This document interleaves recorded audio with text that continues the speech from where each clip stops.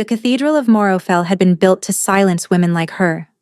Serwyn knew it the moment her bare feet touched the obsidian tiles that had drunk the blood of 7 generations of queens. The vaulted ceiling stretched so high above her that the torchlight could not reach it, leaving the upper reaches in a darkness that felt watchful.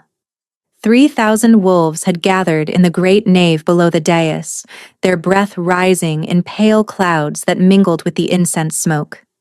Every face was turned toward the altar. Every face except hers. She kept her eyes lowered as the matriarch led her up the steps, the white silk of her ceremonial gown whispering against stone. The crown in the matriarch's hands caught the candlelight and threw it back in fractured spears.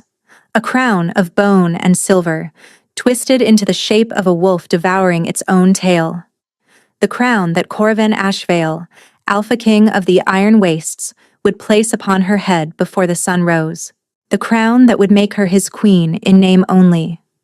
She had been told what to expect. The matriarch had instructed her in every gesture, every word, every breath. When the king turns to face you, lower your eyes. When he takes your hand, do not hold his. You are his vessel.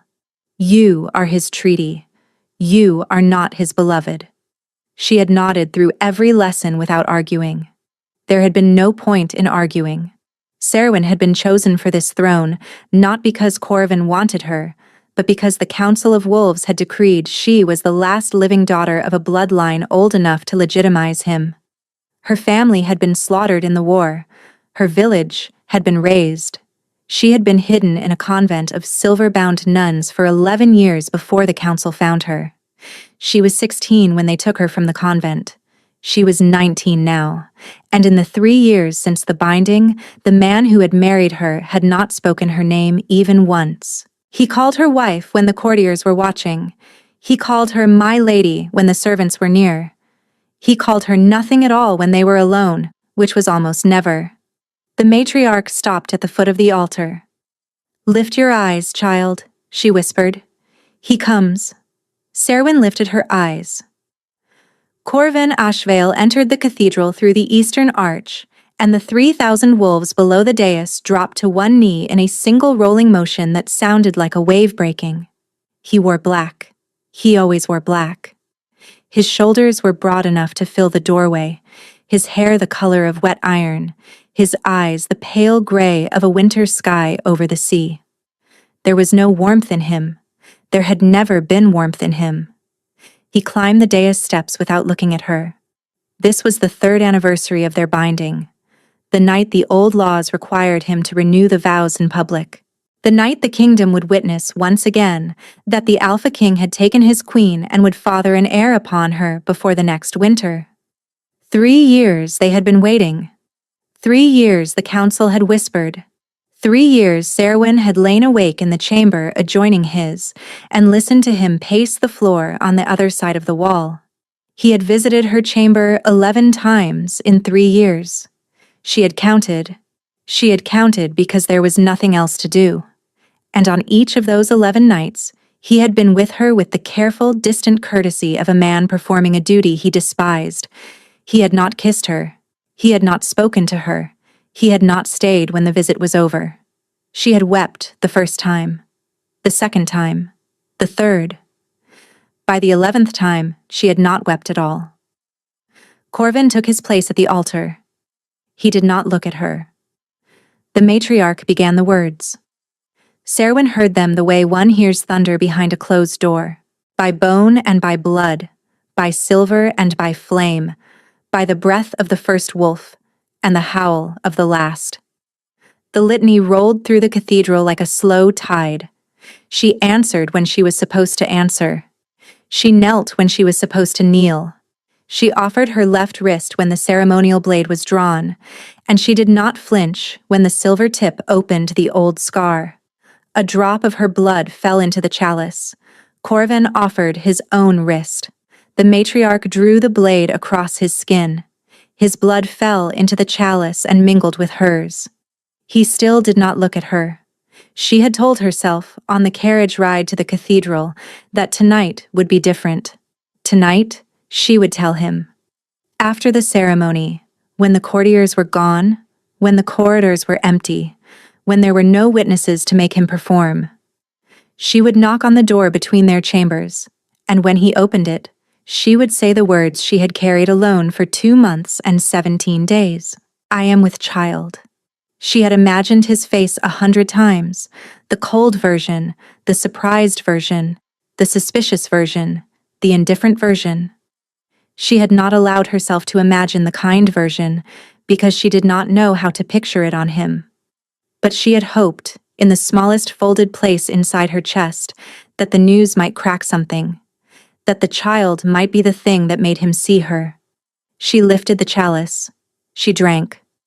The blood was warm and it tasted of iron and of him, and as it slid down her throat, she felt the bond stir.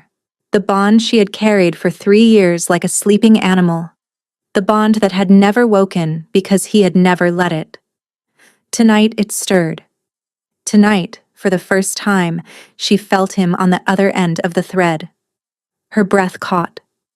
She lifted her eyes to him without meaning to, and for the first time in 3 years, Corvin Ashvile looked back at her. His face did not change, but something behind his eyes did. A flinch. A flicker. Something like a man who has just heard a door open in a room he had locked years ago. He looked away first. The matriarch took the chalice from Serwyn's hands and raised it high. "The vow is renewed," she called out, and the cathedral rang with the cry as 3,000 wolves rose to their feet and howled the answering oath. "The bond is sealed. The queen is the king's, and the king is the queen's, by bone and by blood, until the last breath of the last wolf." The howl shook the candles. Serwyn swayed on her feet. The bond was awake now. It pulsed against her sternum like a second heart, and she could feel through it, faintly, terribly, the wall on the other side of the thread.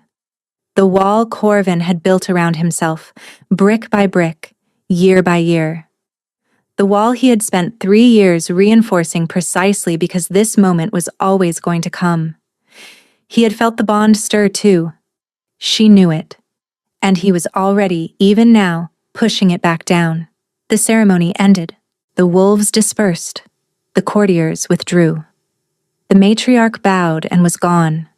And Serwyn stood alone on the dais beside her husband, the crown heavy on her head, the blood drying on her wrist. The child no one knew about turning over inside her, slow and unaware. "My lord," she said. It was the first time she had spoken to him in 9 days. He did not turn. "It is late. There is something I must tell you. In the morning." "It cannot wait until the morning." A long silence. Then he turned. The pale gray of his eyes caught the candlelight and gave nothing back. "Speak then." She had practiced the words. She had practiced them so carefully. But standing in front of him, with the bond newly awake and pulsing against her ribs, with his cold gaze flattening her like a pressed flower, she could not find the rehearsed version. So she said the bare thing. "I am with child." The candles guttered. She watched his face. She watched it for the cracking she had hoped for. She watched it for the surprise, the tenderness, the something, anything. She watched it become stone. He said nothing for a long moment. Then he said, in a voice she had never heard before, a voice without temperature, "How long?" 2 months, she said. 17 days. "You are certain?" "Yes." He turned away from her. He turned away from her, and he walked down the dais steps, and he walked the length of the cathedral without speaking, his black cloaked back receding into the shadow of the eastern arch, and at the doorway he stopped and he did not look back. And he said, loud enough for her to hear across the empty cathedral, "Do not come to my chambers tonight." Then he was gone. She stood on the dais alone. The crown was very heavy on her head. The candles were burning low. The bond inside her chest was crying out against the wall he had thrown back up. And through the wall, faintly, terribly, she could feel something she had not expected to feel. She could feel that he was afraid. the Alpha King of the Iron Wastes, who had defeated 40 men in the Battle of the Ash River when he was 20, who had led the wolf armies into the southern kingdoms and returned with 7 crowns piled in his saddle, was afraid. Of her. Of the child. Of the thing that had stirred in the bond when their blood had mingled in the chalice. Serwyn lifted her hands to the crown of bone and silver. She lifted it from her head. She set it down on the altar where it had waited for her 3 years ago, and she walked down the dais steps, and she walked the length of the cathedral, and she walked through the eastern arch, and she did not weep. She walked through the silent corridors of the palace alone, the train of her ceremonial gown dragging behind her like a wound. The guards at every door dropped to one knee as she passed, and did not lift their eyes. She reached her chamber. She closed the door. She crossed to the door that connected her chamber to his, and she pressed her forehead against the wood, and she listened. He was inside. She could hear him pacing. The same pacing she had heard 1,000 nights for 3 years, but tonight the pacing was different. Tonight it was not the slow, careful tread of a man walking off a duty. Tonight it was the broken rhythm of a man whose hands were shaking. She pressed her palm flat against the wood. "What are you so afraid of?" she whispered. The pacing stopped. For a long, long moment she thought he had heard her, through the wood, through the bond, through whatever had been opened tonight when their blood had mixed for the 3rd time. She felt him standing on the other side of the door. She felt his hand, somehow, hovering an inch from hers on the other side of the wood. She felt the wall between them go thinner than it had ever been, and then, very deliberately, he stepped away. She heard the soft sound of his boots on the stone, retreating. She heard the further door of his chamber open. She heard the corridor guards drop to a knee outside. She heard him give an order in a voice too low to carry. She heard him leave the palace. Serwyn stood with her palm pressed to the wood for a long time after he was gone. The bond inside her chest had quieted. It was not at peace. It had simply gone still, the way an animal goes still when the thing hunting it has come into the room. She lowered her hand. She crossed to her writing desk. She opened the small locked drawer where she kept the things that mattered. The letter from her mother that had arrived after her mother was already gone. The pressed sprig of mountain heather from the last meadow she had seen as a free child. The silver knife the matriarch had given her on her 16th birthday, with the words for "Whatever the world asks of you" engraved on the blade. She took the silver knife. She did not know yet what she was going to do with it. She did not know yet that, 2 corridors away, in a private war room she had never been allowed to enter, Corvin Ashvale had bowed his forehead against a cold stone wall and was speaking, in a voice barely above a breath, the name of a man 200 miles away who had been waiting 9 years for this night. She did not know yet that on the desk behind him lay a sealed letter, finished a year ago and never sent, that he had taken from a locked drawer the moment she said the words, "I am with child," and that he was holding it now in one shaking hand. The letter contained 4 words. "Forgive me, my love." Serwyn did not sleep that night, and she did not sleep the night after, and on the 3rd night she packed a small bag and walked out of the palace through the kitchen gardens. It was easier than she had imagined it would be. The guards did not stop her because the guards had never been told to stop her. She was the queen. She was also, by Corvin's careful arrangement, a thing without consequence.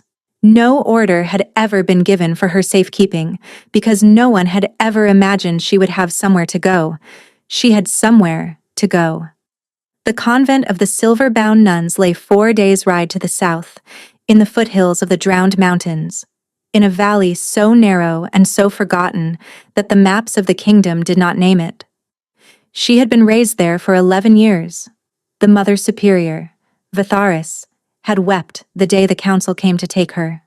Vitharis had pressed a small wooden token into her palm as she was led to the carriage, a token carved into the shape of a wren, and had whispered, "If the world breaks you, child, you remember the way home." Serwyn had remembered. She did not take a horse from the royal stables, because a missing horse would be noticed within hours. She walked through the kitchen gardens and through the orchard and through the old hunting park, and at the eastern gate of the park, she found the gap in the stone wall that the gamekeepers used and had not mended in 40 years, and she squeezed through it with her bag pressed to her chest. She walked through the night. By dawn she was 12 miles from the palace, and she paid a farmer in silver coin to take her south on his cart for 2 days, hidden under a tarpaulin among the turnips. The farmer did not ask her name. He asked her once if she was running from a husband, and when she did not answer, he nodded as if he had expected as much, and gave her a heel of black bread. On the morning of the 5th day, she walked into the valley of the silver-bound nuns. Vitharis met her at the gate. The Mother Superior was older than Serwyn remembered. Her face was the face of a woman who had spent her life looking into very long distances. She did not speak when she saw Serwyn. She opened her arms and Serwyn walked into them, and for the first time since the cathedral, she allowed herself to weep. "He knows," she whispered into Vitharis's shoulder. "He knows," she whispered into Vitharis's shoulder. "He knows about the child, and he sent me away without a word, and I think he is going to do something terrible." Vitharis stroked her hair. "Then we hide you, child. We hide you until we know what he means to do." The convent was not a convent in the ordinary sense. It was a fortress disguised as a chapel, a network of stone cells built into the side of a mountain. The silver-bound nuns were not nuns. They were the last surviving order of an ancient sisterhood that had once served the Wolf Queens before the Wolf Queens were forgotten, and they remembered things the rest of the world had been carefully made to forget. Vitharis took Serwyn to the cell that had been hers as a child. The same narrow bed. The same small window looking out at the same crooked pine. The same shelf where she had kept her 3 childhood books. "You will stay here," Vitharis said, "and you will live under the name Wren, the name we used to call you between ourselves when you were a child here. The kingdom will be searching for Serwyn. The kingdom will not be searching for a girl named after a small brown bird. You will work in the herb garden in the mornings. You will help Sister Anael with the goats in the afternoons. You will not speak of the king. You will not speak of the bond. And when the child comes, we will keep it safe." Serwyn sank onto the narrow bed. "What if he sends men to find me?" "He will," Vitharis said quietly. "Sooner or later, he will. But this valley has hidden women from kings before. We have time." She slept that night without dreaming. It was the first night without dreaming since the cathedral. The weeks that followed were the gentlest of her life. The herb garden in the morning light, the goats in the afternoon, butting their hard heads against her thigh and demanding the salt she carried in her apron pocket. The bread she helped Sister Anael bake on the long stone slab in the kitchen. The library, in the evenings, where Vitharis began to teach her again. Only the lessons now were different. The lessons now were about her own bloodline. The bloodline the council had used to legitimize Corvin and had then forbidden anyone to study. "Your line is older than his," Vitharis told her one evening, by the light of a single tallow candle. "Your line is older than the council. Your line goes back to the first Wolf Queens. And the first Wolf Queens were not what the council has told you they were." "What were they?" Serwyn asked. Vitharis looked at her for a long moment. Then she said, "Not yet. Not until the child quickens." The child quickened in the 7th week of her hiding, on a morning when Serwyn was on her knees in the herb garden pulling chickweed from between the rows of mint. She felt it the way one feels a small fish turning in a deep pool. She sat back on her heels with her hands pressed to her belly, and she laughed out loud, the first real laugh of her life. That night, Vitharis came to her cell. "Tonight," she said, "we begin."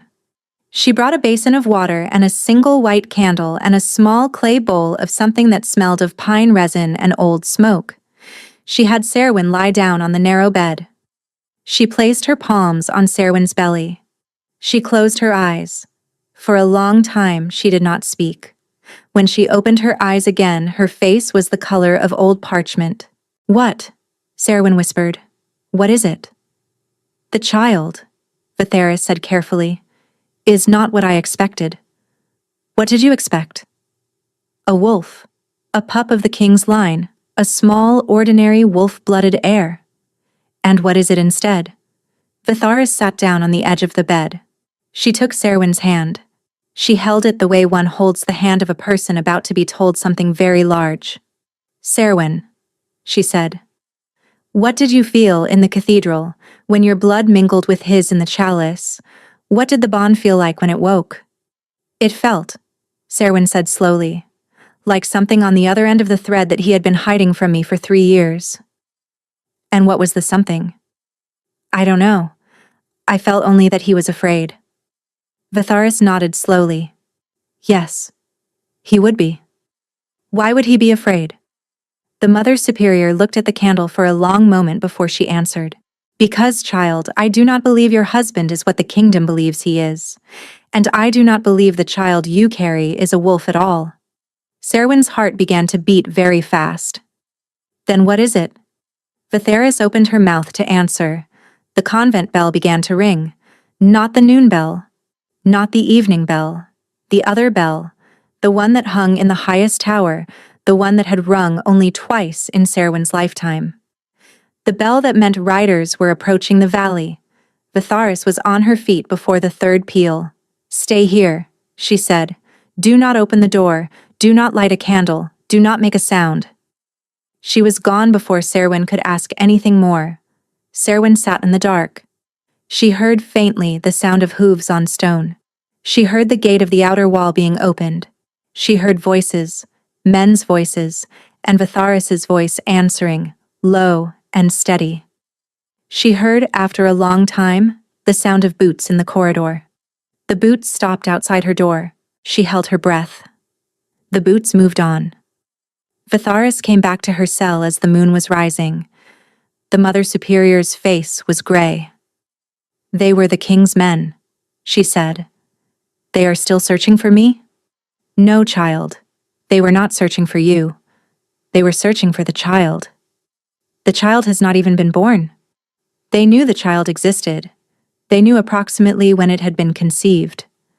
They had a list of every place a woman of your description might have gone, and we were on the list, and they came to confirm or deny. Vitharis sat down heavily on the bed. I denied. They believed me, I think. But they will be back, and they will not be alone. Why? Serwyn whispered. Why does he want the child so badly that he would send men hunting it before it is even born? He does not want the child, Serwyn. Then why? He wants the child gone. The cell tilted around her. No, she said. No, you are wrong. You have to be wrong. He would not. He is cold, but he would not. Serwyn. Vitharis took her face in both hands.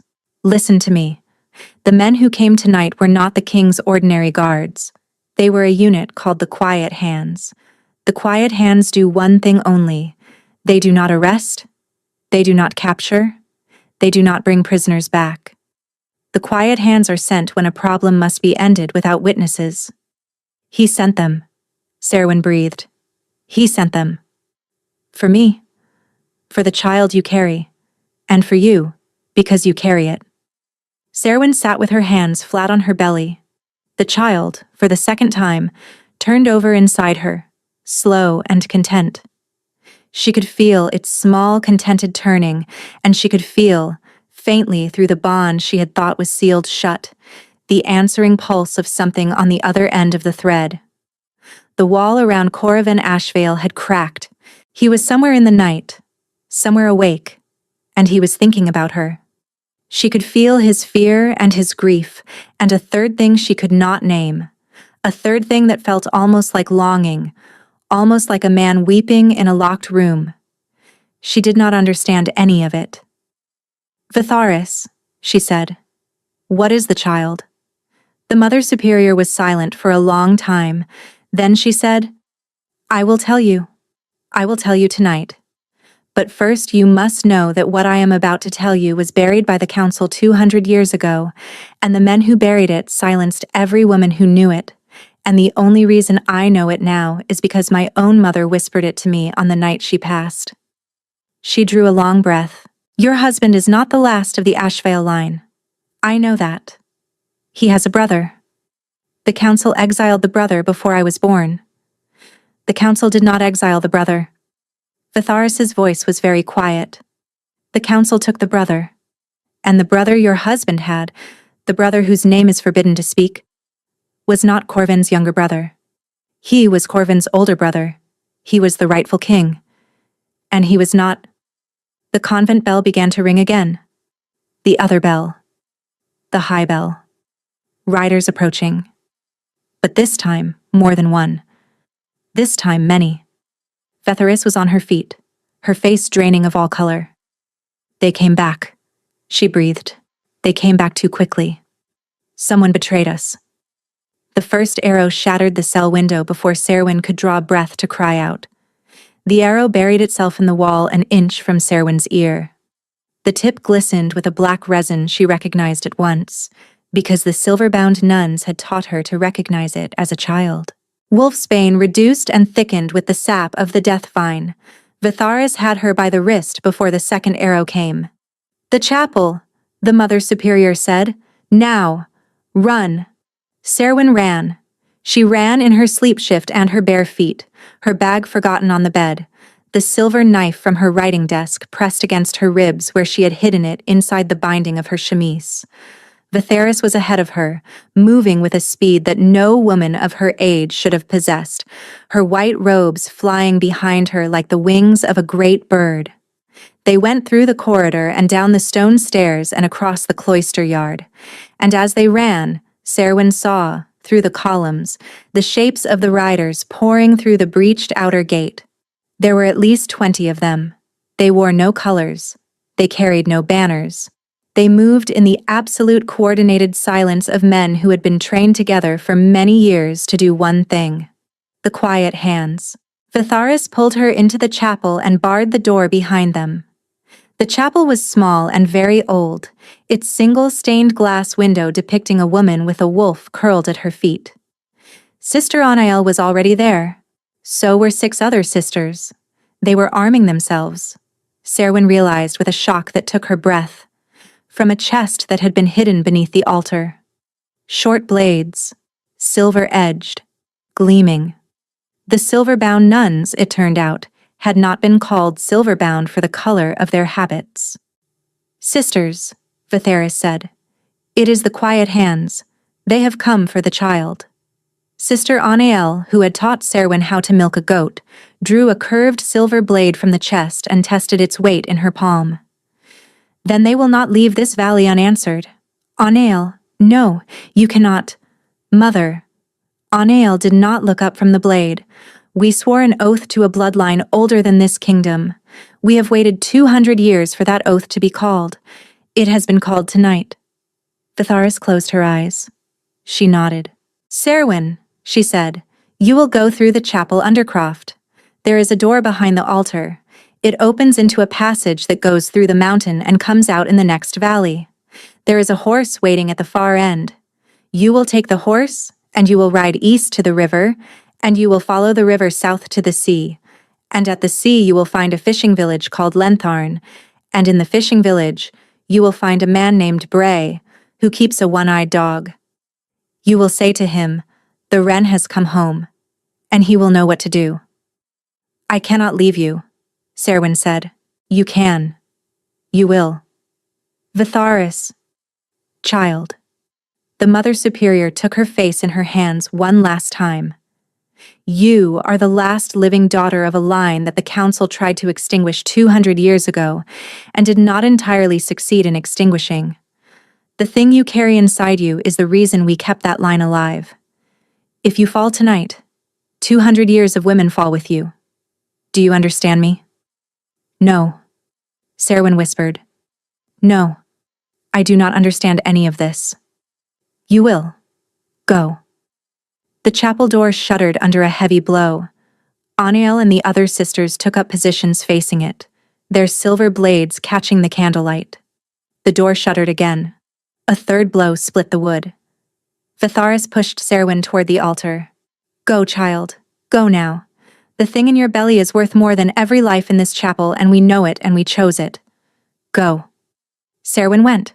She crawled behind the altar, where Vitharis showed her the iron ring set into the floor, and she pulled the ring, and a stone slab the size of a coffin lid lifted on hinges she had not known were there. A flight of narrow steps spiraled down into the dark. Vitharis pressed the clay bowl from the night before into her hand. Burn this if they catch your scent. It will hide you for one night, no more. Then Vitharis closed the slab over her head, and Serwyn was in the dark. She could hear, very faintly through the stone, the chapel door breaking. She could hear, very faintly, the first cry. She did not let herself think about it. She felt for the wall of the passage with her free hand, and she began to walk, the silver knife in one fist and the clay bowl in the other, the child in her belly turning and turning, oblivious, while the world burned above its head. The passage was longer than she had imagined a mountain could be. She walked for what felt like hours. The dark was so complete that she lost track of whether her eyes were open or closed. Twice she stumbled. Once she fell, hard on her hip, and lay for a long time afraid she had hurt the child, and felt the child's small turning, and wept with relief, and got up, and walked on. The bond pulsed inside her chest as she walked. The wall on the other side of it was thinner than it had ever been. She could feel Corvin through the bond now. She could feel his fear, and his grief, and the third thing she still could not name. And she could feel, beneath all of it, his location. He was riding hard from the west. He was riding toward her. Why, she thought, why would he ride toward me when he sent the men who were hunting me? Unless he had not sent them. Unless the men who were hunting her had been sent by someone else. The thought stopped her in the middle of the passage. She stood in the dark with her hand pressed to the cold stone of the wall, and she made herself think the thought all the way through. The quiet hands had been described to her as the king's unit, but she had only Vitharis's word for it. The quiet hands might belong to the king, or they might belong to whoever had been running the king from behind the throne for 3 years. The council, the matriarch, the old bloodlines who had used Serwyn's bloodline to legitimize a man, and were now afraid of what the bloodlines were producing together. Corvin had not sent the riders to her cell. Corvin was riding to stop them. Corvin, for 3 years, had been keeping her at arm's length, not because he despised her, but because he had known this was coming. He had known that the moment a child was conceived between his bloodline and hers, every old enemy he had ever made would crawl out of the ground to reach for that child before it drew breath. He had kept her unloved because love would have made her a target. He had kept her alone in her chamber on 1,000 nights because his enemies had been waiting, every one of those nights, for him to give them a reason. The wall around him had not been cruelty. The wall had been a shield. She started running. She did not know how long she ran in the dark. She only knew that the bond was crying out now, that what she felt on the other end of the thread was a man riding through the night toward the woman he loved and had never been allowed to tell. The passage ended in a rough wooden door. She shoved it open and fell forward into starlight. She was in a small clearing on the far side of the mountain. The convent was on the other side of the rock, hidden from view, but she could see the smoke rising over the ridge, a thin gray column against the moon, and she knew without being told what was burning. A horse was tethered to a pine, a gray gelding, saddled, waiting. She did not pause to mourn. She climbed onto the horse and she turned its head east, and she kicked it into a gallop, and she rode. She rode through what remained of the night. The bond pulsed beneath her sternum like a beacon. She was riding away from Corvin, she realized. She was riding east, and Corvin was riding from the west, and the convent burning behind her was the place where they had been about to meet. She did not turn back. Vitharis had told her to ride east, and Vitharis had bought her this ride with the lives of 7 women, and Serwyn would not waste the gift Vitharis had given her by turning around to chase a man whose face she still could not read. The sun came up. She rode on. By midday, the gelding was lathered and stumbling. She slowed it to a walk, watered it at a stream, and ate the heel of dried bread she found in the saddlebag. There was a bundle in the saddlebag, too. A cloak of common wool, a cap, a pair of boots in roughly her size, a small purse of silver coin, a folded paper. She unfolded the paper. Vitharis's handwriting, hurried. If you are reading this, I am gone. I am sorry, child. I had hoped to tell you in my own voice. The thing you carry is called a sun gold. It has not been born to your line in 200 years. Your husband's older brother was the last one. The council took him because what he was could not be ruled, only followed. Your husband has spent his whole life pretending to be a wolf so that the council would let him live. He is not a wolf. He is a sun gold's brother, which is its own thing.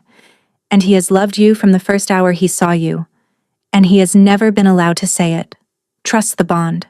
Ride to Bray. Forgive your husband. He has been very alone. Serwyn sat on the bank of the stream and read the letter 4 times. Then she folded it, and she put it inside her chemise next to the silver knife, and she got back on the gelding, and she rode east. She did not weep. She did not have the time. By the second sunset she reached the river. She followed it south. By the 4th sunset she smelled salt on the wind, and by the morning of the 5th day she came down out of the dunes into a fishing village of 9 houses and a stone jetty. And she asked the first old woman she saw whether there was a man called Bray who kept a one-eyed dog. The old woman looked her up and down, looked at the gelding, which was barely standing, looked at her muddied cloak and her hollowed eyes and the curve of her belly under the wool. "You'll be the wren," the old woman said. "Yes." "Come along then, he's been expecting you for 200 years.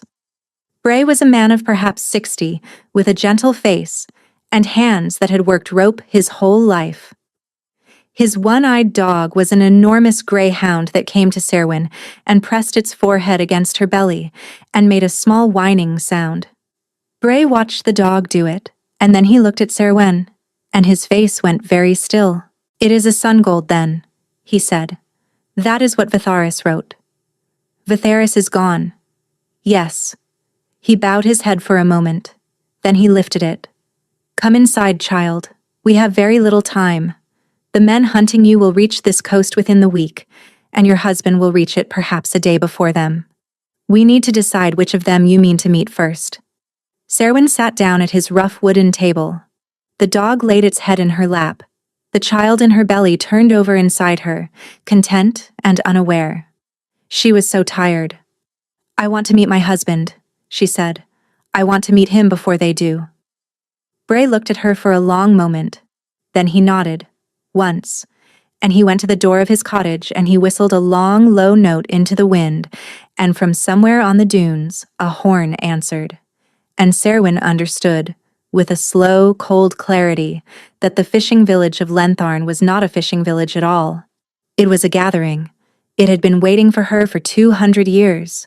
And the conflict that her husband had spent 3 years trying to prevent by being cold to her was about to begin anyway, because the child inside her had decided, in its own small way, that it was time. The cottage of Bray the rope maker became, over the course of the following day, the strangest gathering room Serwyn had ever stood inside. She had imagined, when Bray blew the horn into the wind, that armed people would come pouring out of the dunes at once. They did not. They came slowly. They came one by one, and 2 by 2, and never more than 3 at a time, and they came across the next 2 days from every direction the compass offered. A blacksmith from a village 6 miles inland. A widow with gray hair and a sword strapped under her market basket. 3 brothers off a fishing boat that had not been a fishing boat in a long time. A woman who introduced herself as the lighthouse keeper. By the second sunset there were 40 of them in the cottage and the yard, and Bray had stopped bothering to introduce them, and Serwyn had stopped trying to count. They did not bow to her. They did not kneel. They watched her. They watched her the way people watch a candle they have been guarding for a very long time, afraid of the slightest draft, afraid to look away. The lighthouse keeper, whose name was Maris, took it upon herself to attend to Serwyn. She prepared a bath of seawater and herbs in a wooden tub behind a hung sheet. She brought clean clothes that fit, which meant someone had been measuring Serwyn by sight and stitching for her in advance. She brought food at intervals that ignored the hour, and Serwyn ate without arguing because she had learned in 3 years of palace life that refusing care offered without warmth was its own kind of vanity. On the third morning, Bray came to her with a folded square of black cloth. "He is 2 days' ride west of here," Bray said. "His outriders have been sighted on the high road. He is alone, except for one man, and he is riding hard enough that the one man cannot keep up." Corvin. "Yes. He is alone." She heard her own voice, and recognized that she was only half believing it. "The Alpha King of the Iron Wastes is riding to a coastal village with one companion. He is not bringing an escort. He is not bringing an escort because he does not want to be seen by anyone who could carry word back to the council. He is also not bringing one because he believes, correctly, that we have one. He knows about you. He knows about us. He has known about us his whole life. He is the only man in the kingdom of his generation who knows. His brother told him, before his brother was taken." Serwyn sat down on the edge of Bray's narrow cot. She placed one hand on her belly. The child turned over, calm. "Tell me about his brother," she said. "His brother's name was Errol," he said. "The council does not allow that name to be spoken." Errol was 12 years older than Corvin. He was 23 when their father passed, and the throne fell to him, and he was a Sungold. The first the Ashvale line had produced in 7 generations. The council did not understand at first what he was, because the council had spent 200 years carefully forgetting what a Sungold was. By the time they understood, Errol was 25, and the kingdom loved him, and the wolves of the eastern provinces had begun to come down from their mountains for the first time in a century to see him. Sungolds do that. They draw the old wolves the way a fire draws cold hands. "What is a Sungold?" Bray looked at her for a long moment. "A Sungold," he said, "is what wolves were before they were wolves. The first form. The form the bloodlines lost when the council made them lose it. A Sungold can shift, but a Sungold does not shift into a wolf. A Sungold shifts into a creature for which the kingdom has no word any longer, because the council has erased the word from every book it could reach. The closest word in any living language is in the speech of the Tereth herders of the southern grass sea, and their word for it means the bright dog that is not a dog. My child, Serwyn said slowly, is one of these. Your child is one of these, yes. And Corvin is not. Corvin is not. Corvin is a wolf. Corvin is a very fine wolf, and a very fine king. But he is a wolf. His brother was the Sungold. The council let Corvin live, after they took Errol, because they believed Corvin was safe, the wolf brother of a creature they had now successfully erased.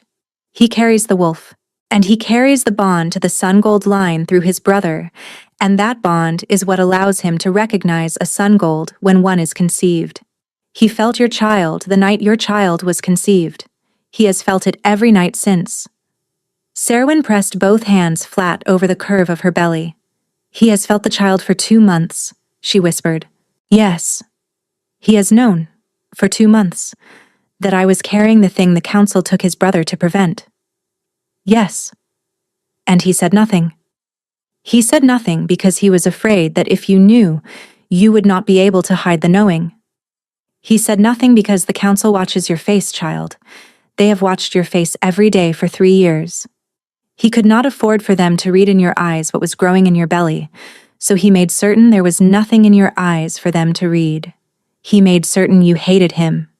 He made certain you believed he hated you. Because a hated wife sits at a banquet table with a face the council does not bother to study, and a beloved wife sits at a banquet table with a face the council studies very closely indeed. Serwyn put her face in her hands. She was not weeping. She had passed through weeping the night she walked out of the kitchen gardens. She was simply trying to hold in her 2 hands a marriage she had thought was one shape and had just discovered was a different shape entirely. He had not been cold to her. He had been crouched over her like a man crouching over a candle in a wind, his whole body bent to keep something small from being blown out. And she had spent 3 years cursing him for the shadow he cast. "Bray," she said into her palms. "Yes, child. He came to my chamber 11 times in 3 years." Bray was quiet for a moment. "He came 11 times because he loved you and was permitted nothing else," he said carefully. "And on the 11th time, the bond between you reached the point where his control was no longer enough to keep it asleep, and a child was conceived. He has been writing letters of confession to my house since the night he understood. We have a stack of them in the chest by the hearth. He has not sent them. He has only written them.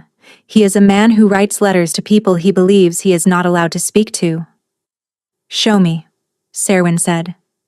She lifted her face from her hands. "Show me the letters." Bray hesitated. "He did not send them, child. He did not intend for you to read them." "Show me." The old man went to the chest by the hearth. He lifted the lid. He removed a stack of papers, perhaps 30 or 40, each folded once and sealed with a plain wax disc bearing no crest. He set the stack on the table in front of her. She picked up the topmost letter and broke the seal. The handwriting was the same handwriting she had seen on the orders he signed in council, the same precise, careful hand, but the words on this paper were not careful and were not precise. They were the words of a man writing in the dark to no one, the words of a man who had been holding his breath for a very long time and had finally begun, in solitude and in secret, to exhale.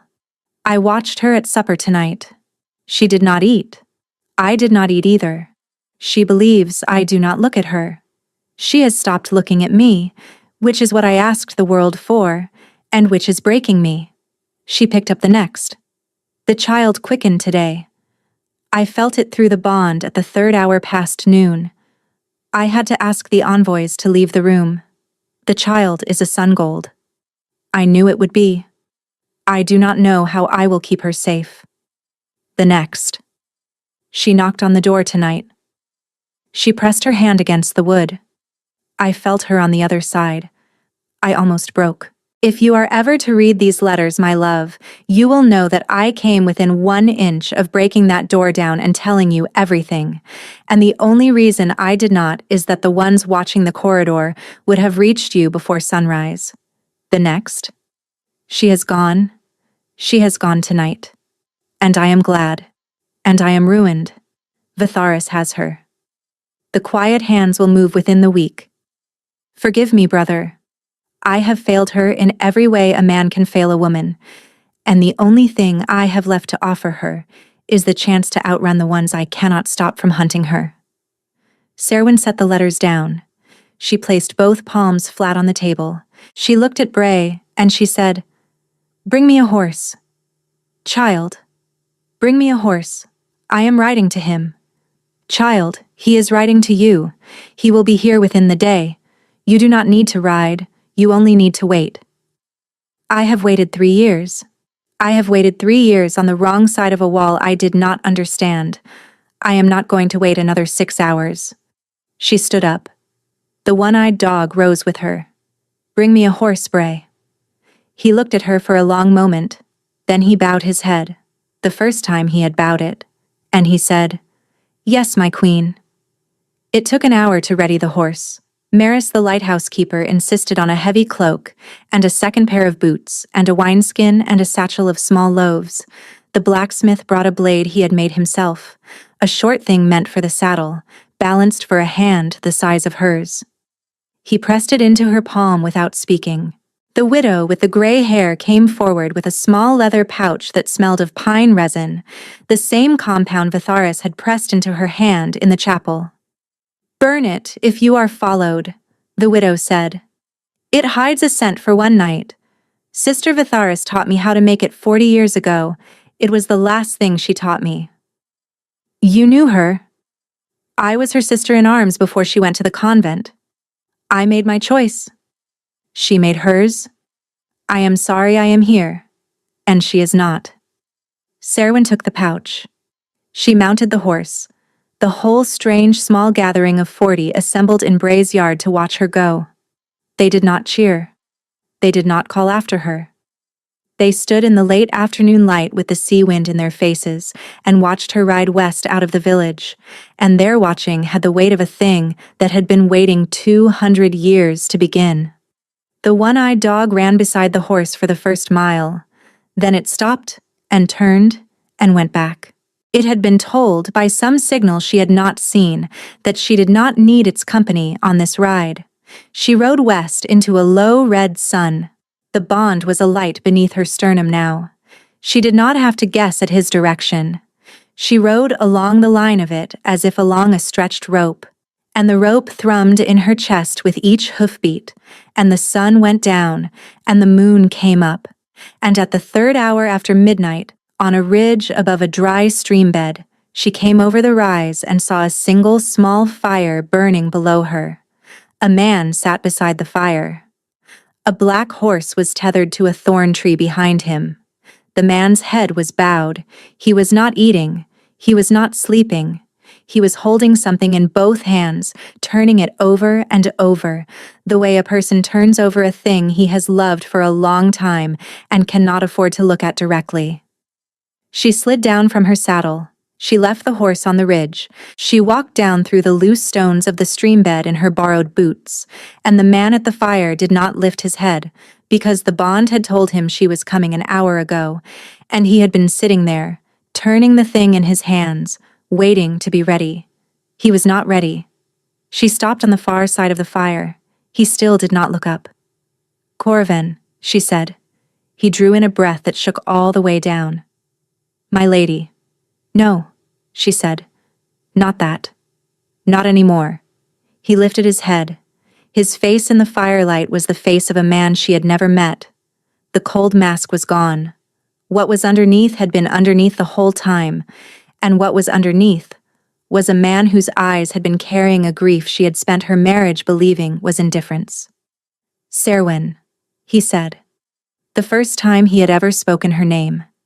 She walked around the fire. She knelt down in the dust in front of him. She took the thing he was holding from his hands. It was a small wooden token, a wren. She knew this token.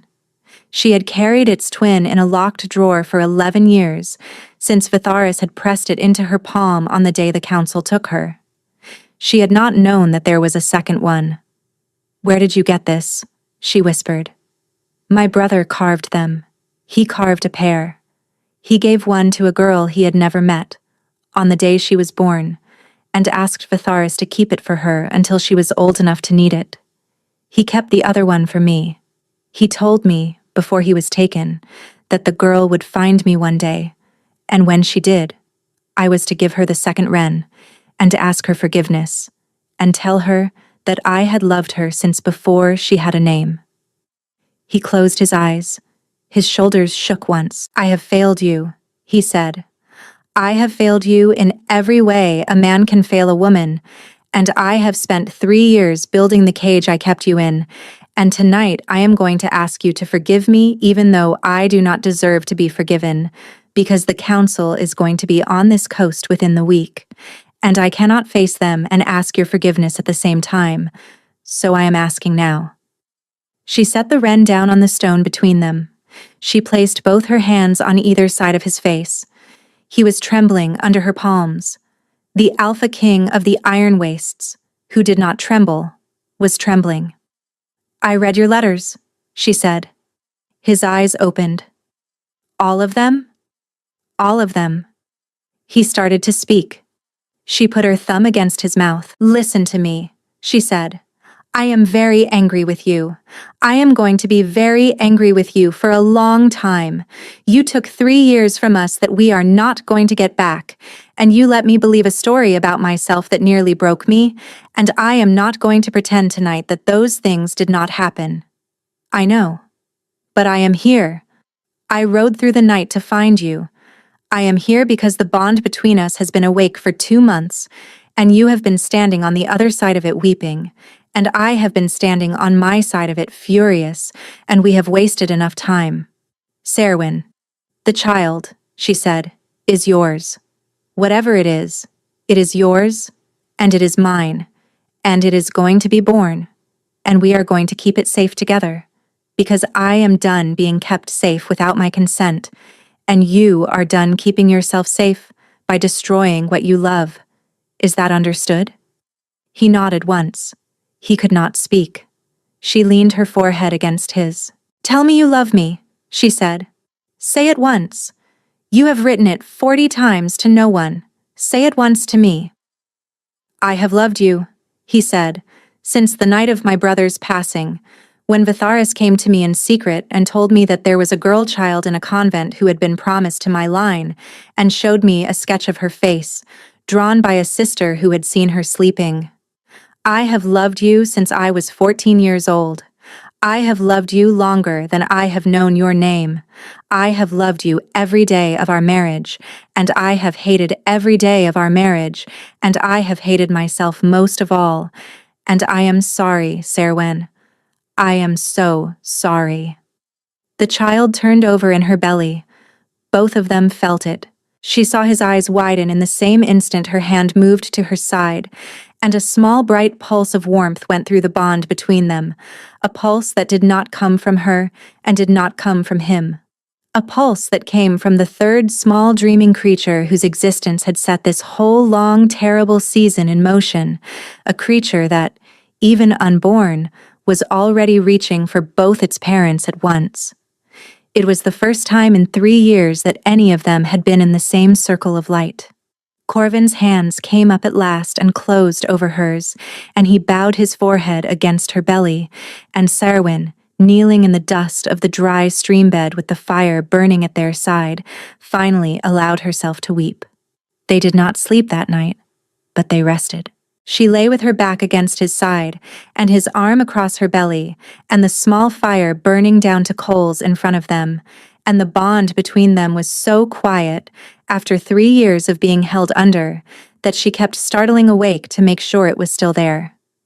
Each time she startled, his arm tightened around her, and she heard his low voice in her ear telling her to rest. Toward dawn, she gave up the effort and turned in his arms to look at him. His face, in the gray light, was younger than it had been in 3 years of palace candles. The lines around his mouth had loosened. His eyes were red. Tell me everything, she said. From the beginning. Tell me what we are riding into. He told her about Errol, the brother who had been taken in a hunting accident that had not been an accident, the brother whose body the council had brought into the chapel of the palace and had not allowed Corvin to see. He told her about Kadrin, the captain of Errol's personal guard, the one who had hidden the Wren tokens, the one man in the kingdom Corvin trusted absolutely. Where is he now? Serwyn asked. He was riding behind me. I outran him on the second day. He is perhaps half a day behind us. He will reach the village by tonight. And the council? Corvin was quiet for a moment. The council has known, since the night of the cathedral, that you are pregnant. They have been preparing for the possibility for 3 years. The quiet hands at the convent were the first wave. There will be a second wave. The second wave will not be the quiet hands. It will be the Legion. They will sweep the coast from the drowned mountains to the sea cliffs to be certain of the child. How many? 6,000. She did not respond at once. 40 silver-bound in a fishing village, 6,000 legionaries moving down the coast. Then we cannot stand at the village, she said. No, we cannot. What can we do? He drew a breath. There is a place, he said, called the Stone Mouth. It is a sea cave, half a day's ride south of Lentharn. It is where the sun gold line was hidden, in the years of the burning. If we can reach it before the Legion reaches the coast, the Legion will sweep the village and find no one, and they will spend a month combing the cliffs and finding nothing. And in that month, the child will be born, and we will come out of the Stone Mouth on the other side of a thing the council has not seen in 200 years. And then? And then, he said, we take the kingdom back. Not from the throne, from underneath. Sun golds were never kings, Serwyn. Kings ruled. Sungolds were followed. The wolves of the eastern provinces will come down out of the mountains again. The bloodlines the council pruned will lift their heads. The council will discover that the throne they have been running for 200 years sits on a foundation that has finally remembered itself, and the foundation will move, and the throne will fall. She thought about this for a long time. How long? She said. Until the child is old enough to be seen. Sungolds grow into themselves quickly. Errol was walking at 4 months, speaking at 7. He shifted for the first time at 11 months. By his second year, he could call wolves across 100 miles. The council allowed him to live until he was 26, because they wanted him old enough that his passing would teach the kingdom a lesson the kingdom would not forget. Corvin was 14 the night his brother was taken. So the child will be ready in less than 2 years. Less than 2 years. Yes. And in those 2 years. In those 2 years, he said, we hide. We hide in the stone mouth until the Legion gives up. Then we move. Then we move again. We trust Bray's people. We trust Kadrin. We trust no one else. We become, for 2 years, a family of 3 crossing a country that is searching for us, and we tell the child every night that it is safe. Because the child must believe it is safe in order to grow into the thing it is meant to be. A frightened Sungold becomes a wolf. A loved Sungold becomes a Sungold. She lay back against him. Corvin. Yes. If we run for 2 years and the child grows into what it is meant to be, and the kingdom changes and the council falls, what happens to us? What do you mean? I mean, we have spent 3 years apart in the same building. We have a marriage that is 6 days old, by my count. The whole story you have told me is a story about the child. You have not told me yet whether there is a story about us inside the story, about the child. He was quiet for a long moment. Then he said, there is a story about us. There has always been a story about us. The story about us is the reason there is a story about the child. I have not told it to you because I have not yet earned the right to tell it. But it exists, Serwyn. It is the longest story I have. And if you will let me, I will spend the next 2 years and every year after that telling it to you, one piece at a time, until you believe it. She closed her eyes. She let his arm tighten around her. Yes, she said. They rode out at dawn. They rode east first, toward the village, because Corvin would not consider the question of the Stonemouth without first speaking to Bray. Serwyn rode in front of him on his black horse, his arm around her waist. The country was empty in the cold blue early light. The sea wind reached them an hour before they saw the sea. They came over the last dune and saw Lentharn below them. Serwyn's breath stopped. The lighthouse was burning. Not the village. Only the lighthouse, the tall white tower at the end of the stone jetty, was on fire. A black column of smoke rose straight up into the windless morning. There was no movement in the village itself. No figures in the lanes. No boats on the water. Corvin drew a sharp breath. They moved faster than I thought, he said. The first wave of the Legion is here. How can they be here? You said a week. Someone has been ahead of us this whole ride. Someone in Bray's village, perhaps. Someone who saw you arrive and sent word, and the council moved its riders forward to catch us before we could reach the Stonemouth. They are in the village now. They are in the village now. She looked at the lighthouse. She thought about Maris, who had drawn her bath. She thought about the widow with the gray hair who had pressed the pine resin pouch into her palm. She thought about the blacksmith who had made her the saddle blade. Corvin. We cannot ride down there. We will be seen. We must turn south and ride for the Stonemouth at once, alone. The 40 are gone, or they are scattered, or they are holding the line and we cannot help them. I am sorry. I am not riding past. Serwyn. I am not riding past while they are standing for us. He gripped her shoulders and turned her in the saddle to face him. Listen to me, he said, very low and very fast. You are carrying the Sungold. You are carrying the only sun gold that has been conceived in 200 years. There is no calculus in which 40 lives outweigh that child. Bray knows this. Maris knows this.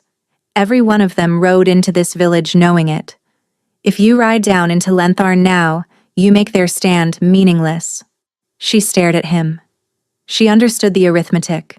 She also understood that she had been a queen for 3 years, who had never once made a decision, because every decision had been made for her, by a husband who would not look at her, by a council that had kept her in a glass box, by a fate she had not chosen.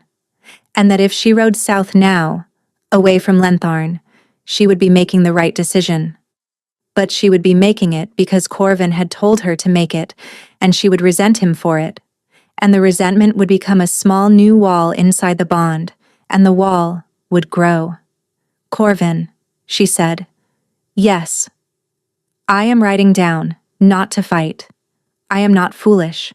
I am riding down to find any of them who are still standing, and I am bringing them with us to the stone mouth.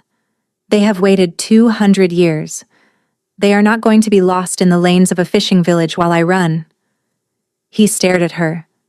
For a long moment she thought he was going to refuse her. Then his face changed. It changed in a way she did not have a word for, and would not have a word for until much later, when she understood that what she was seeing was a man recognizing for the first time that he had married a queen. Then we ride down together, he said. Fast in, faster out. We take whoever can be taken. But Serwyn, hear me now. If I tell you to ride, you ride. Without arguing. You do not turn back from me. The bond will tell you whether I am still with you. If I am, I will find you at the stone mouth. If I am not, you will go on, and you will keep the child safe, and you will not look back. Do I have your word? You have my word. He nodded once. He turned the black horse's head down the dune.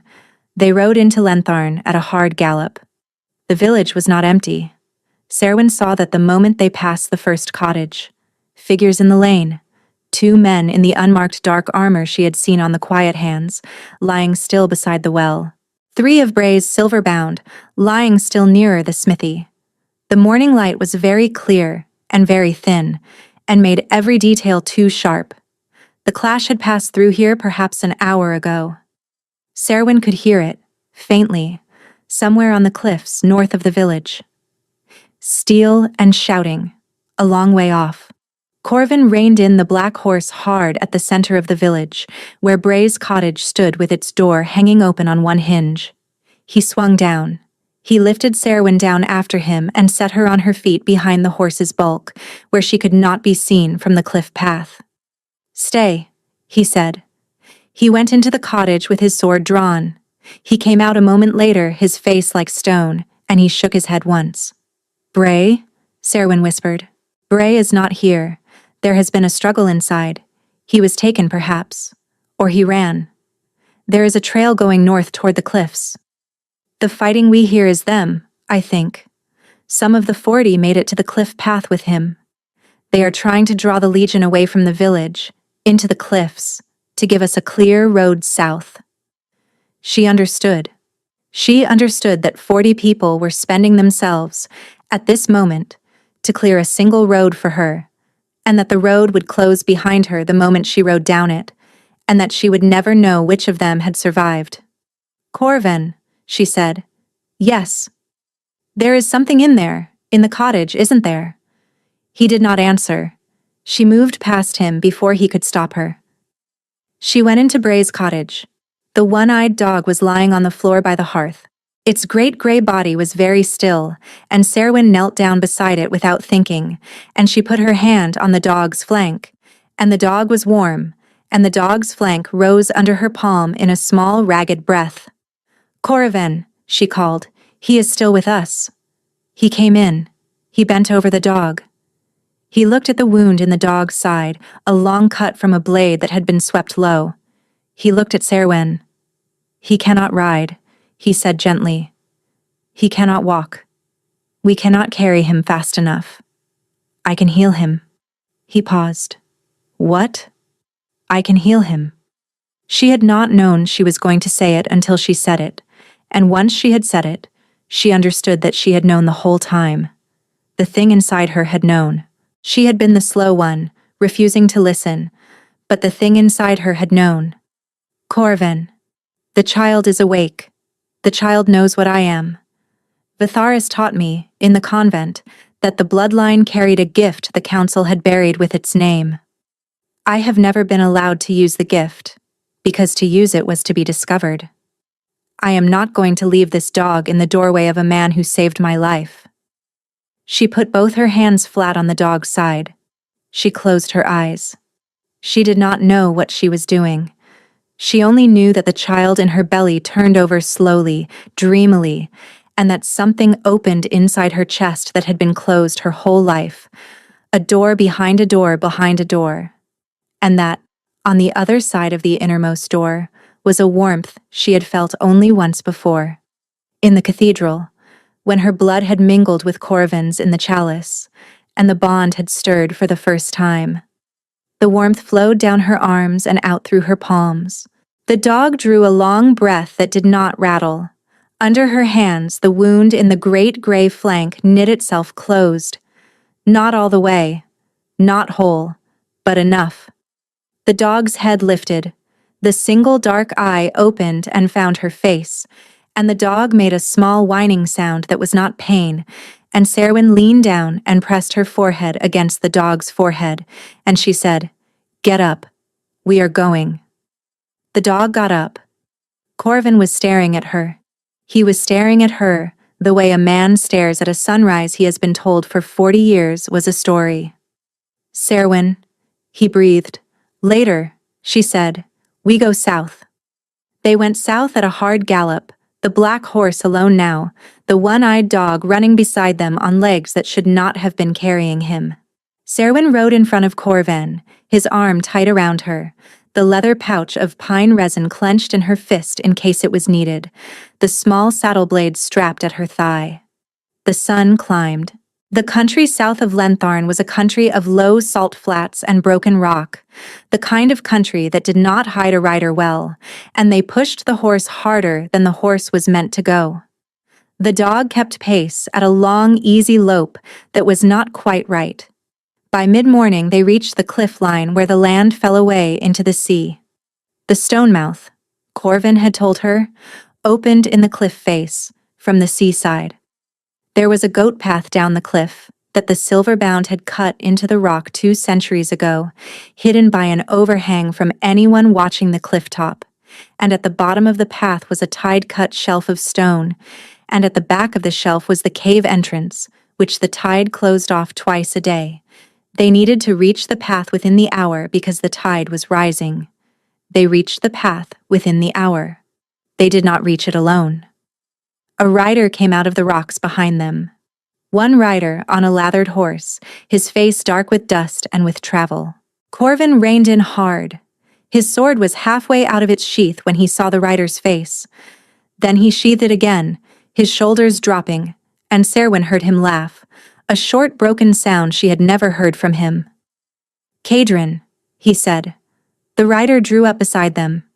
He was perhaps 50, with a hard, scarred face and eyes the color of wet slate. He looked at Serwyn for a long moment. Then he inclined his head, very slightly, the smallest possible bow, and he said, "My queen. You are Cadrin. I am Cadrin. My husband has told me about you. He has told you very little, I expect." "Enough." Cadrin's mouth twitched at one corner. "Then we will speak more later. There are perhaps 200 legionaries half an hour behind me. I outrode them, but only just. They will see this cliff line within the hour. We must be off the top by then." The stone mouth. The stone mouth. They went down the goat path. It was a narrow cut in the rock. The horses balked. They had to be led one by Corvin and Cadrin, while Serwyn went ahead on foot with the dog. The path doubled back on itself 5 times. The sea opened beneath them, very blue, very cold, with white at its edges where it met the rock. The wind came up the cliff in sudden gusts that pulled at her cloak. She was halfway down when the bond inside her chest changed. It changed sharply. It changed because the child changed. The child had been calm all morning. The child had been calm since she had healed the dog.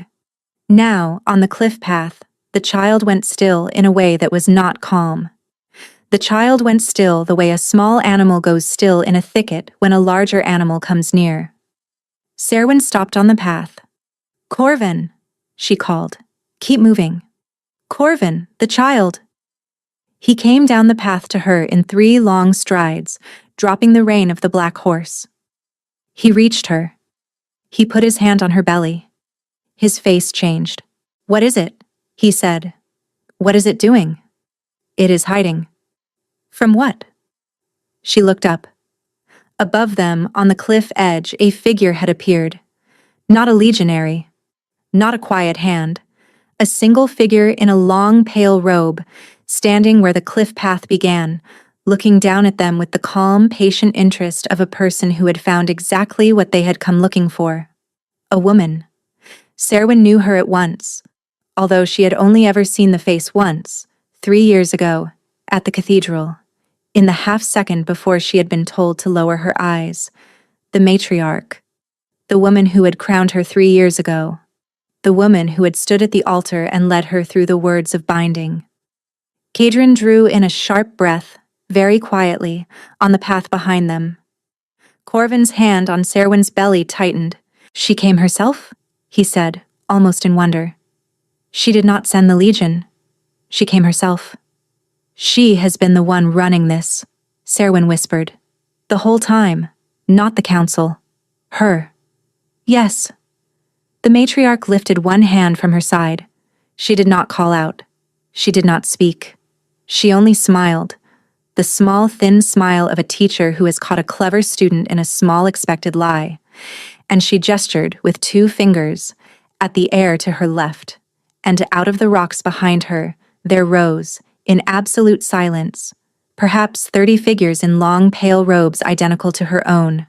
Not legionaries, not quiet hands. Something else. Something Serwyn did not have a word for, although the child inside her, very quietly, very cleverly did. The child knew what they were. The child had gone still because the child had recognized them. "Corvin," Serwyn breathed, her hand closing over his on her belly. "What are they?" His voice when he answered was the voice of a man who had been afraid of this exact question for his entire adult life. "They are what is left of the order that taught your sisters at the convent," he said. "They are the silver-bound who took the other side of the long quarrel 200 years ago. They are the ones who took my brother. They are sun-gold binders, Serwyn. And they have been waiting 200 years for another sun-gold to be born, so that they can finish what they started. And we have walked our child onto a cliff path with the sea on one side, and the cliff on the other, and them at the top. And I do not know how to get us out." The matriarch lowered her hand. The 30 pale figures began, in silence, to come down the cliff path. The pale figures came down the cliff path in absolute silence, and Serwyn understood, with a clarity that felt borrowed from the child inside her, that silence was their power. The silver-bound of the convent had been called silver-bound for the blades they carried. These women were called silver-bound for something else. The silver was inside them. The silver had been threaded through their throats 200 years ago, in a ceremony the council had erased from every book, and the silver was the reason a sun-gold could not be born within a mile of them. A sun-gold's gift was warmth. The silver in their throats was a cold the warmth could not pass through. The child knew them. The child was hiding from them. The child had stopped turning. "Corvin," she said, "I see them." "The child has gone still." "I know." "What does the child going still mean?" He did not answer for a moment. Then he said, low, "It means the child is doing the only thing a sun-gold can do when the silver-bound are close. It is dimming itself. It is making itself look, to them, like a wolf pup. That is how Errol came through the first 2 attempts on his light. The 3rd time, they brought enough silver into the room to overwhelm him, and he could not dim himself fast enough. How long can the child do it? Not long. Minutes." She looked up at the matriarch. The matriarch had stopped on the path 20 feet above them, and the 30 pale figures had stopped behind her in a loose, silent column, and there was no haste in any of them, because there was nowhere on the cliff path for a pregnant woman to run. The matriarch spoke. Her voice was the voice that had crowned Serwyn 3 years ago, the same calm, musical voice, the voice of a woman reading a familiar text aloud. "Daughter," she said, "come up the path. Bring no one with you. The men are not the question tonight. Only you and what you carry. Come up the path, and we will end this kindly, and the rest of them will live." Kadrin on the path behind them said very quietly, "She is not telling the truth." "I know," Serwyn said. She did not raise her voice. The matriarch, 20 feet above her, heard her anyway, because the bond between them was older than the cathedral. Serwyn had not understood it until this moment. She had thought the bond was a thing only between her and Corvin. It was not. It was a thing between every silver-bound woman and every sun-gold-bearing woman who had ever stood within a mile of one another, and the matriarch, who had crowned her, had been bonded to her for 3 years, and Serwyn had never been told. "You knew," Serwyn said. "On the night you crowned me. You knew what I was. I knew what you might be. You hoped I was not. I hoped you were not. You crowned me anyway. I crowned you because the council demanded it. I gave you to him because the council demanded it. I told myself, every night for 3 years, that he would never go to you, because I had taken his measure on the day his brother was taken, and I had decided he was a man broken enough that he would never risk a child. I was wrong." The matriarch smiled the small, thin smile. "I am not often wrong. It is a small mercy, after a long life, to be reminded that I am not infallible. You are going to take my child. Yes, you are going to take me. Yes. I am sorry, daughter. I have grown fond of you, but what you carry cannot be allowed to be born. We have spent 200 years building a kingdom that can stand without a sun gold at its center, and we will not let one woman undo that work. What was wrong with the kingdom that had a sun gold at its center?" The matriarch considered her for a moment. "The kingdom that had a sun gold at its center," the matriarch said finally, "was a kingdom that did what the sun gold wanted. The sun gold did not rule. You have been told that. The sun gold was followed. But what the sun gold wanted, the kingdom did. Because the kingdom loved the sun gold, and a kingdom that loves a single creature is a kingdom that has put itself inside the chest of that creature. We watched what happened to a kingdom whose heart was outside its body. We watched a sun gold lost to a hunting accident and a kingdom go mad with grief. And we watched a province come undone because its sun gold was gone. And we decided that no kingdom should ever again be a body whose heart was a single creature in a single chest. So we threaded silver through our throats, and we drew the sun golds out of the bloodlines, and we built a council that would rule by treaty, and by ledger and by argument. And we made the kingdom safe from the kind of love that had once undone it. Love, when it is concentrated in a single creature, is the most dangerous thing in the world. We have spent 200 years protecting the kingdom from it. I will not let you bring it back." "You are afraid of love," Serwyn said. "I am cautious of it." "You are afraid of it?" The matriarch's smile thinned further. "Come up the path, daughter." "No." "Come up the path, and the men live." "No." "Then they go first, and you watch, and then you come up the path." She lifted her hand again. The 30 pale figures behind her began, in silence, to draw long, thin blades from inside their robes. Kadrin, behind Serwyn on the path, drew his sword. Corvin, beside her, did not. He went very still in the way she had learned to recognize, the stillness of a man making a decision that was going to cost him everything. She felt the decision through the bond before he made it. She felt him gather himself. She felt him let go of every careful arrangement he had built across 3 years. She felt him decide to spend himself. "Corvin," she said. "No. Serwyn. No. Whatever you are about to do, no. Listen to me. He turned her in his arms on the narrow path, with the sea boiling below them and the silver bound coming down at them and the child hiding inside her belly. He took her face in both hands. I am going up the path. I am going to face her. I am not going to win. While I am holding the line, Kadrin is going to take you down to the shelf, and the dog is going down with you, and the cave is going to open, and you are going to go inside, and the cave is going to close behind you, and you are going to live. Do you understand? No. Serwyn. No. I am not running again. I have run from a husband I did not understand, and a convent I loved and a village I had only just met. I am not running from you. Not from you, Corvin. You are not running from me. You are running with our child, who is the only thing tonight that matters, and I am buying you the time to do it. And that is not running. That is the thing we agreed to. That is the calculus we agreed was the calculus. And I am holding you to it. Corvin. Serwyn, please. She looked at him. She looked at him. And through the bond she felt the whole long story he had not yet had time to tell her. The story about them. And she understood that he had decided to give her the ending of that story now. In advance.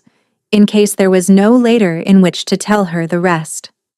The ending of the story was that he would stand for her on a cliff path with the sea below.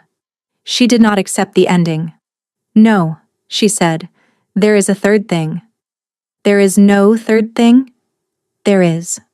Listen to me. She put her hands flat on his chest. She closed her eyes.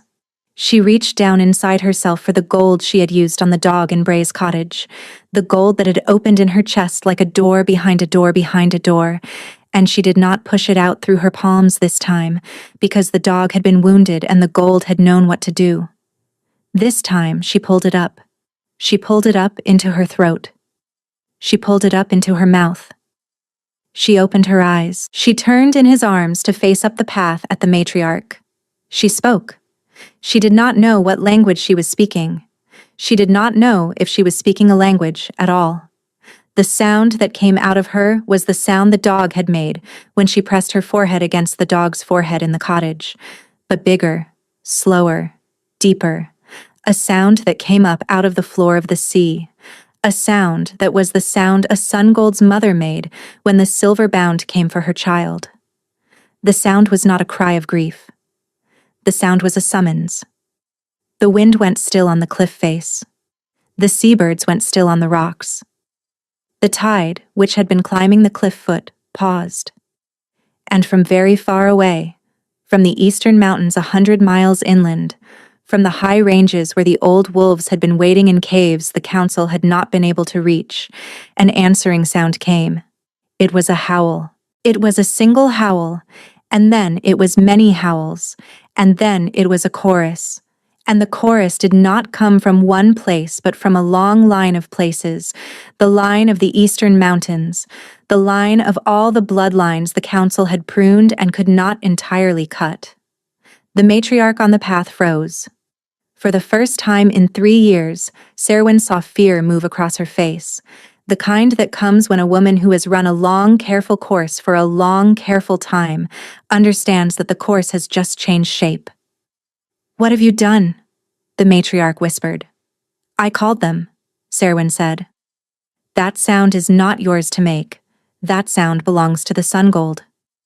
The Sungold is inside me. The Sungold made me make it." The chorus from the mountains rolled across the country toward them. It would take hours, Serwyn knew, for the wolves to actually arrive. But the sound traveled at the speed of sound, and the sound was here now, and the silver bound on the path could hear it as well as Serwyn could, and the silver bound understood what the sound meant. It meant that the wolves had heard a Sungold's mother, and the wolves were coming. The 30 pale figures on the path looked at the matriarch. Not for orders, for permission to be afraid. They had been silver-bound for decades, perhaps longer, and they had practiced for every possibility except this one, the possibility that the sound would actually come, the possibility that they were not the last word. The matriarch, after a long terrible moment, drew herself up. "Then we are quick," she said. "We are quick, and we are gone before the wolves arrive. Take her now." The 30 pale figures came down the path at a run. Corvin moved. He went up the path with his sword drawn, and Cadron went up behind him, and the path was so narrow that the silver-bound could only come down 2 at a time, and Corvin met the first 2 on the bend above Serwyn, and the bend held. Serwyn turned away. She turned to face the sea. The tide had paused when she had made the sound. The tide was no longer pausing. The tide was beginning to move again, but it was not moving up. It was moving back. It was drawing down, fast, the way water draws down before a great wave, and Serwyn watched the shelf of stone at the bottom of the cliff emerge from the retreating water, and she watched the cave entrance at the back of the shelf widen, and she watched the cave entrance keep widening past the size it had been built to be, because the cave was answering her too. The stone mouth was opening for the sun gold's mother, and there was a light inside it, a warm gold light, the same light that had been inside Serwyn's chest when she had healed the dog, only larger. "Corvin!" she called. Above her on the path, Corvin was holding the bend. Cadron was a step behind him. "Corvin!" she called again. "The cave, it is open for us, now." He did not answer. He could not. He was holding the line. Serwyn made a decision. She started down the path. She started down with the dog beside her and her hand pressed to her belly and the small saddle blade at her thigh. And she did not call again to Corvin, because Corvin would come when he could come, and if she stayed where she was, she only became the thing he was buying time for. She went down the path fast. The dog went with her. She reached the shelf of stone at the bottom in less time than the path should have allowed, and the cave entrance was indeed larger than it had been built to be. And she stepped onto the shelf, and the shelf was dry, and the sea had drawn so far back that she could see the dark sand of the seabed beyond it. She turned. She looked up the path. Corvin was coming down. He had broken away from the line, and Cadron was holding the bend alone now, and Corvin was coming down the path with his face wet, and his eyes the eyes of a man who had been told by his oldest friend to go. He reached her on the shelf. He did not stop. He swept her up, child and all, and carried her into the cave, and the dog ran in after them. And the moment the dog cleared the threshold, the cave began to close. It closed at the speed of a thing that had been waiting 200 years to close. The last thing Serwyn saw, through the closing mouth of the cave, was Cadron on the path above, his sword raised, holding the bend, and she understood that Cadron had bought the closing, and that Cadron had known he was buying it, and that Cadron had not been afraid. The cave closed. The dark inside was not dark. It was the warm gold light. It was everywhere. It was in the walls. It was in the air. It was in her own chest, pouring out of the place behind the place behind the place. And it was answering itself, the cave's light and her light, the way 2 notes from the same throat answer each other across a long room. Corvin set her down. He set her down very gently, on a flat place in the rock that seemed to have been waiting for her. He went to his knees beside her. His sword fell out of his hand, and he did not pick it up. He pressed his forehead to her belly, and his shoulders shook, and the gold in the cave moved into him through the place where his forehead pressed against her. And she felt, through the bond, every wall inside him come down at once. The child turned over. The child was not hiding any longer. The child was the warm gold light. The child had been the warm gold light all along, and the cave had only been answering what the child already was. And the silver bound on the cliff above could not reach the child here, because the cave was a place where the silver in their throats meant nothing. "Serwyn," Corvin said into her belly. "I know. Cadron. I know. He told me to go. I know. He has been with me since I was 16. I know, my love, I know." She put her hands in his hair. She held him while he wept. She held him for a long time, longer than she could measure, because the cave had its own time, and it was a slow time and a kind one. Outside, the matriarch was no doubt standing on the cliff edge and beginning to understand that she had lost the long course on a single cliff path because she had let a queen find her own voice.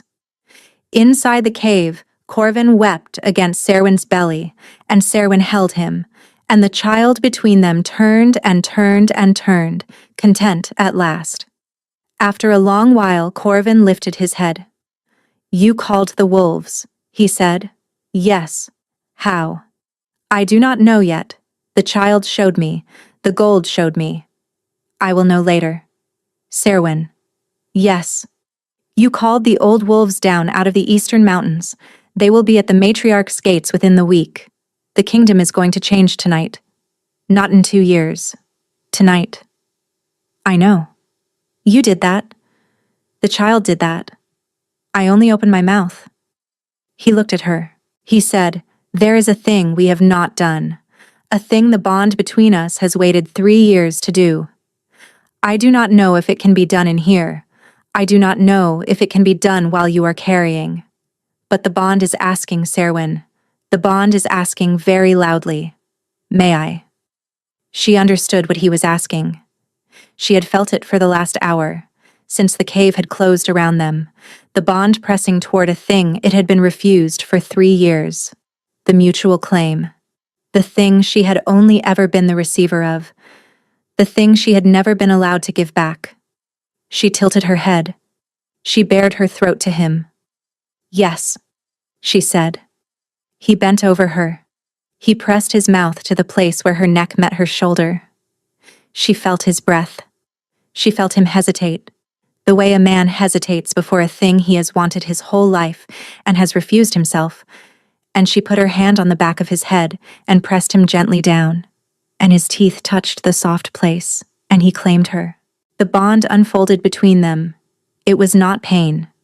It was the warm gold light, doubled, tripled, the cave joining in, the child joining in. She saw, in the space of a single breath, every night he had paced the floor of his chamber. She saw every letter he had written and not sent. She saw the night his brother had been taken from his side, the way the 14-year-old Corvin had sat in the chapel after the council had closed the door and had not been allowed to weep. She saw the morning Vitharis had come to him in secret with the sketch of a sleeping girl child. She saw his whole long, lonely, careful, loving life laid out in front of her like a road. And he saw hers. When he lifted his head, she turned her face up, and she pressed her mouth to the same place on his throat, and she did not hesitate. She had 3 years of hesitation behind her. Her teeth touched the soft place. She claimed him back. She felt the bond complete itself. The third strand. The thing the bond had wanted. The thing the silver bound had spent 200 years preventing in every other woman of her bloodline. The cave's light brightened. The child turned over. The child, for the first time, made a sound through the bond. It was not a word. It was the sound the gold made. It was a small, contented hum, the sound of a creature who had been waiting all its small life for both its parents to be in the same circle of light at the same time, and was now satisfied that they were.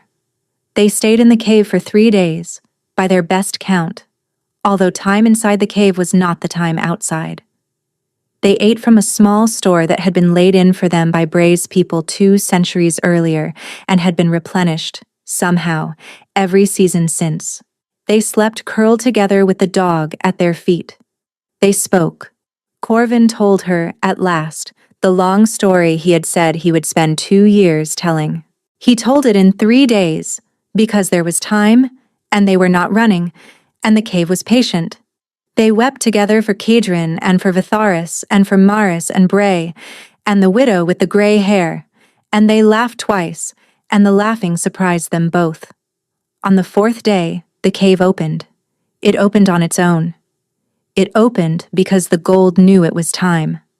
They walked out onto the shelf of stone, and the tide was low, and the sky above the cliff was clear, and the silver-bound were not on the path, and the legionaries were not in the village. The wolves were. The old wolves of the eastern mountains had come down.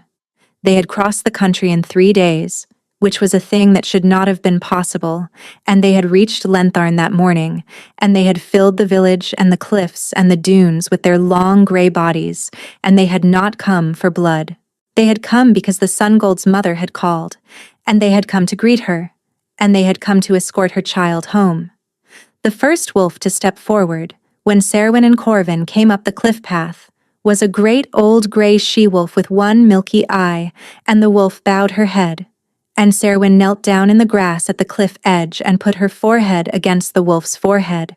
And the wolf sighed, the long, deep sigh of an animal who had been holding a long watch and was at last being relieved. Behind the she-wolf, 3,000 wolves bowed their heads. The kingdom changed that morning. The matriarch was gone from her chambers in the cathedral by the next morning. She had ridden north into the wastes alone, leaving behind a long letter addressed to no one, explaining her reasons. She had not asked forgiveness. She had only explained. No one ever saw her again. The letter was read to the council, and the council, looking at one another across the long table, understood that the long course they had been running for 200 years had ended without their having been told it was ending, and that the new shape of the kingdom was already in place around them, and that they were now sitting inside something they did not know how to govern. They did not try. Serwyn walked up the long aisle of the cathedral with her hand in her husband's hand and the one-eyed dog at her heels. And she was not crowned, because Sungolds and the mothers of Sungolds were not crowned. She was acknowledged. The high elder who would have crowned her instead bowed his head, and the wolves howled, and the kingdom became, in the space of a single morning, the thing it had been 200 years before. The kingdom whose heart was outside its body. The kingdom that did what the Sungold wanted because the kingdom loved the Sungold. The child was born in the spring. A daughter. A small dreaming creature with hair the color of sun on water, and eyes that were not any color the kingdom had a word for. She did not cry when she was born. She made the small, contented hum she had made through the bond on the night her parents had completed their claim. The midwives wept. The wolves outside the chamber howled. Corvin held her first. He held her the way he had not been able to hold his brother on the day his brother was taken, and Serwyn watched him hold her. And she understood that she had married a man who had been waiting his whole life to hold a small dreaming creature and had been told he was not allowed, and that this morning was the morning he was finally allowed. "What shall we name her?" he said. Serwyn had thought about it for months.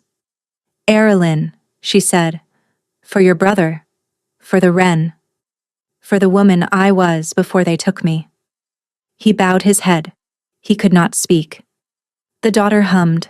Outside the chamber, the wolves of the kingdom answered, 3,000 voices in a long, slow chorus, the chorus that had been waiting 200 years to be sung, the chorus the matriarch had spent her life trying to silence and had failed. In the end, to silence, because the kingdom had remembered itself, because a queen had found her voice on a cliff path, because a husband had loved his wife in letters he had not sent and had been forgiven anyway, because a small dreaming creature inside a belly had decided, in its own small way, that it was time. They had been very alone, the three of them, on different sides of the same wall, for a very long time. They were not alone any longer. And in the great kingdom that the council had spent 2 centuries pruning, the bloodlines began, very quietly, to lift their heads. Thank you so much for listening. I hope you enjoyed this story.